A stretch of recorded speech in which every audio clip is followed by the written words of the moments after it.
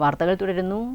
School ലീഡർമാരെ തിരഞ്ഞെടുക്കുവാൻ electric voting യന്ത്രത്തിൽ വോട്ട് രേഖപ്പെടുത്തി വിദ്യാർത്ഥികൾ.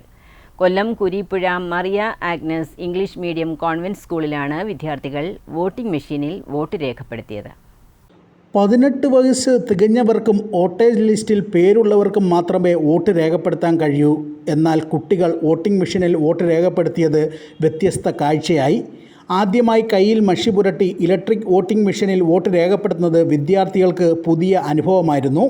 1 മുതൽ 12ാം ക്ലാസ് വരെയുള്ള കുട്ടികൾ സ്കൂൾ ലീഡർമാരെ തിരഞ്ഞെടുക്കുന്നതിൻ്റെ ഭാഗമായാണ് വോട്ടിംഗ് മെഷീനിൽ വോട്ട് രേഖപ്പെടുത്താൻ അവസരം ലഭിച്ചത്. ഈ ദിവസം ഇത് 2ാം തവണയാണ് ഇലക്ട്രോണിക് വോട്ടിംഗ് മെഷീൻ ഉപയോഗിച്ച് ഈ സ്കൂളിലെ വിദ്യാർത്ഥികൾ അവരുടെ വോട്ടവകാശം രേഖപ്പെടുത്തുന്നത്. സ്റ്റുഡൻറ് ലീഡേഴ്സിനെ തിരഞ്ഞെടുക്കുന്ന ഈ വേളയിൽ യഥാർത്ഥത്തിൽ അവർ പരിചയപ്പെടുന്നത് ജനാധിപത്യ രീതിയിൽ അവരുടെ നേതാക്കളെ വോട്ടിങ്ങിലൂടെ സെലക്ട് ചെയ്യുന്നതാണ്. ഇത് കുഞ്ഞുങ്ങൾ വളരെ താല്പര്യത്തോടും കൂടി തന്നെയാണ്, കൗതുകത്തോടും കൂടി വിരൽ മഷി പുരട്ടുമ്പോഴും വോട്ടർ മെഷീനിൽ അവരുടെ തിരഞ്ഞെടുക്കുന്ന ലീഡറിൻ്റെ പേരിൽ വിരലമർത്തുമ്പോഴും അവർ അതിയായ സന്തോഷമാണ് നേരിടുന്നത്.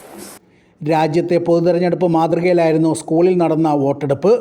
സമ്മതിദാനാവകാശം വിനിയോഗിച്ച സന്തോഷത്തിലായിരുന്നു കുട്ടികൾ. ഞാൻ 18 വയസ്സിന് താഴെയുള്ള ഒരു കുട്ടിയാണ്. എനിക്ക് ഇപ്പോഴേ വോട്ട് ചെയ്യാൻ പറ്റിയതും വോട്ടിനെ കുറിച്ച് അറിയാൻ പറ്റിയതും ഇതിനെക്കുറിച്ചുള്ള ഓരോ കാര്യങ്ങൾ മനസ്സിലാക്കാൻ പറ്റിയതും ഞാൻ വലിയ സന്തോഷിതനാകുന്നു.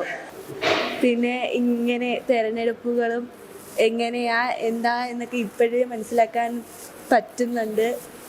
എല്ലാവരും 18 വയസ്സ് കഴിഞ്ഞ് വോട്ട് ചെയ്യുമ്പോൾ ഞങ്ങൾ ഇപ്പോഴും ചെയ്യുന്നെന്ന് പറയുമ്പോൾ എല്ലാവർക്കും അതിശയമാണ്. രാജ്യത്തിൻ്റെ പൊതുതെരഞ്ഞെടുപ്പിനെക്കുറിച്ച് കുട്ടികൾക്ക് ചെറുപ്രായത്തിൽ മനസ്സിലാക്കി കൊടുക്കുന്നതിനും ജനപ്രതിനിധികളെ തിരഞ്ഞെടുക്കുന്നതിനുള്ള അവകാശം ഏത് രീതിയിലായിരിക്കണം എന്നതിനെക്കുറിച്ചും ബോധവൽക്കരണം നൽകുക എന്നതായിരുന്നു ഇതിൻ്റെ ലക്ഷ്യം.